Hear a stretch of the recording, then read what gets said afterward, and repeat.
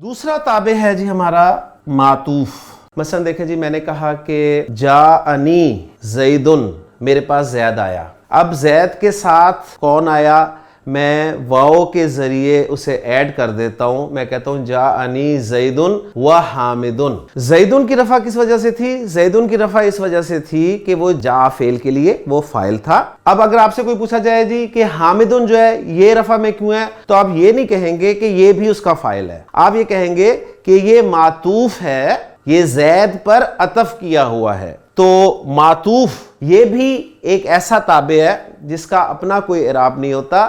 یہ اعراب میں اپنے متبوع یعنی معطوف علیہ کو فالو کرتا ہے. مثلا ہم نے اللہ سے جو دعا کی ہے کہ اہدنا الصراط المستقیم صراط الذین انعمت علیہم غیر المغضوب علیہم ولا الضالین، تو غیر المغضوب علیہم ولا الضالین، تو المغضوب اس میں آپ ذرا تھوڑا سا نوٹ کریں، المغضوب جو ہے یہ ہے مجرور. یہ مجرور کیوں ہے؟ یہ مجرور ہے غیر کے مضاف الیہ ہونے کی وجہ سے. آگے چلیں، آگے آپ دیکھیں گے کہ الضالین، الضالون، الضالین یہ نصب یا جر فارم ہے. تو یہ نصب ہے یا جر ہے، اس کا ہم نے فیصلہ کرنا ہے. تو آپ دیکھیں واو کے ذریعے الضالین کو ہم نے عطف کر دیا المغضوب پر. تو واحد اسم کی جر جو ہے وہ زیر کے ساتھ آتی ہے اور جمع سالم مذکر کی جر اینا کی آواز کے ساتھ آتی ہے. تو الضالین جو ہے یہ تابع ہو گیا ہمارا، یہ آپ کہہ لیں کہ میں اسے کہوں گا یہ معطوف ہو گیا، اور المغضوب علیہم جو ہے یہ آپ کا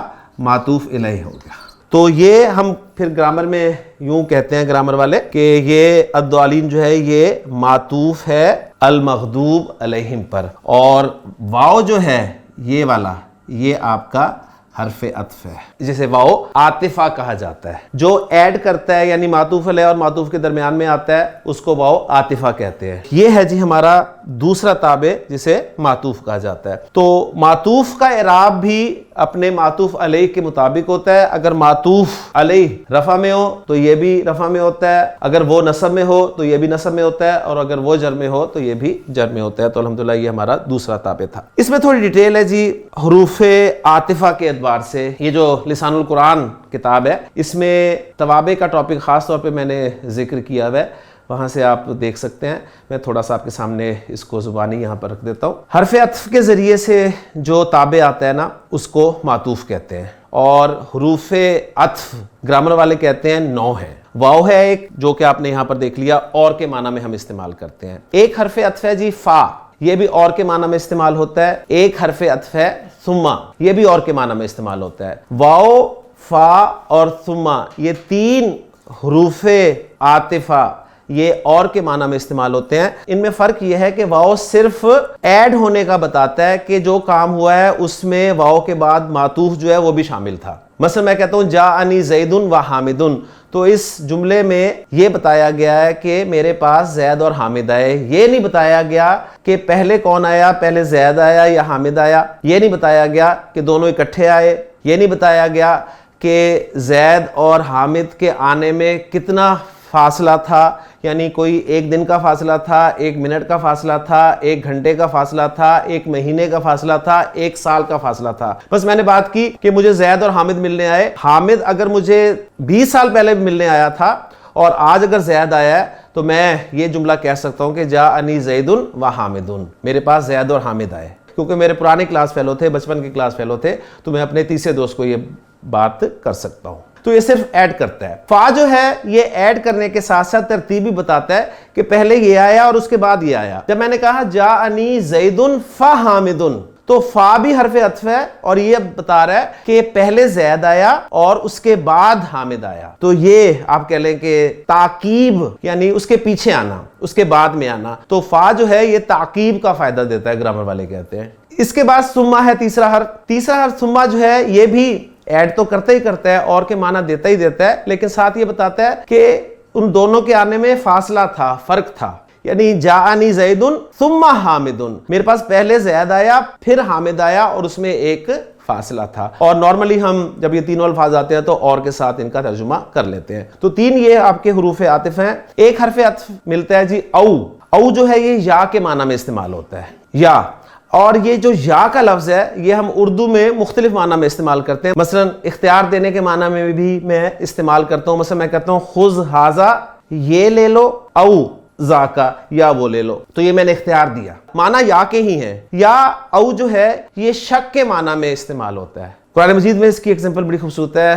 جب کافر لوگ اٹھائے جائیں گے اور ان سے پوچھا جائے گا کہ تم دنیا کی زندگی میں کتنا عرصہ رہے، تو قالو وہ کہیں گے لبثنا یومن او بعد یوم، ہم ایک دن رہے یا دن کا کچھ حصہ رہے. اب یہ انہیں شک ہے، یقین نہیں ہے کہ پورا دن رہے ہیں یا ایک دن کا کچھ حصہ رہے ہیں. تو اردو میں ترجمہ یا کے ساتھ ہی ہو رہا ہے. وہاں بھی یا تھا خذ ھذا او ذالکا، اور یہاں بھی او کا ترجمہ ہم یا ہی کر رہے ہیں، لیکن فرق ہے اس میں اختیار دیا گیا تھا اور یہاں پر شک کا جو ہے وہ اظہار کیا گیا. اسی طرح ایک حرف عطف ہے حتی. حتی بھی عطف کے لیے استعمال ہوتا ہے اور یہ غایت مطلب انتہا کو بتاتا ہے. اب معطوف کا اعراب چونکہ معطوف علیہ والا اعراب ہوتا ہے، تو اگر میں آپ کے سامنے بولوں کہ خرج المدرسون، اساتذہ باہر چلے گئے، حتی المدیر، حتی کے بعد میں نے کہا المدیر، تو المدیر کو رفع میں اس لیے لایا ہوں کہ میں اسے تابع بنا رہا ہوں المدرسون کے لیے. تو گویا میں کہنا چاہ رہا ہوں کہ اساتذہ اور پرنسپل چلے گئے. تو اب یہ جملہ اصل میں کہا جا رہا ہے کہ خرج المدرسون حتی المدیر، اساتذہ باہر نکل گئے، اساتذہ چلے گئے یہاں تک کہ پرنسپل بھی. یعنی اس طرح ترجمہ آپ کر سکتے ہیں. تو جو یہاں تک کہ ترجمہ کیا گیا ہے یہ غایت یعنی انتہا بتا رہا ہے، اور اس کو ہم اس طرح بھی کہہ سکتے ہیں کہ اساتذہ اور پرنسپل چلے گئے. تو المدیر کا اعراب جو مرفوع ہے وہ المدرسون کے مرفوع ہونے کی وجہ سے ہے.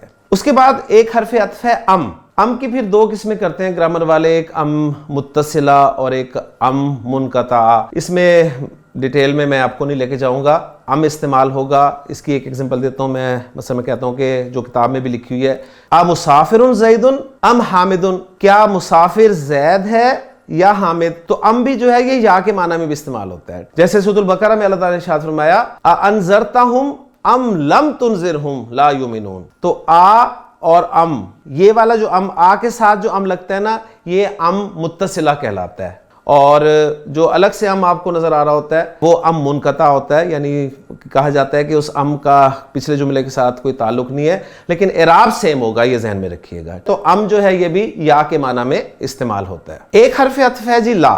لا بھی عطف کے لیے استعمال ہوتا ہے، اور یہ کیوں آتا ہے؟ اس حرف کے ذریعے سے معطوف سے حکم کی نفی کی جاتی ہے. مثلا میں کہتا ہوں جی جاءنی زیدن، میرے پاس زید آیا، لا حامدن، حامد نہیں آیا. تو معطوف کی نفی کر دی گئی حکم سے. حکم کیا تھا؟ جاءنی زیدن، زید میرے پاس آیا. آنے کا حکم تھا وہ زید پہ لگا، معطوف علیہ پہ لگا، لیکن معطوف سے اس کی نفی کر دی گئی. جاءنی زیدن لا حامدن، میرے پاس زید آیا، حامد نہیں.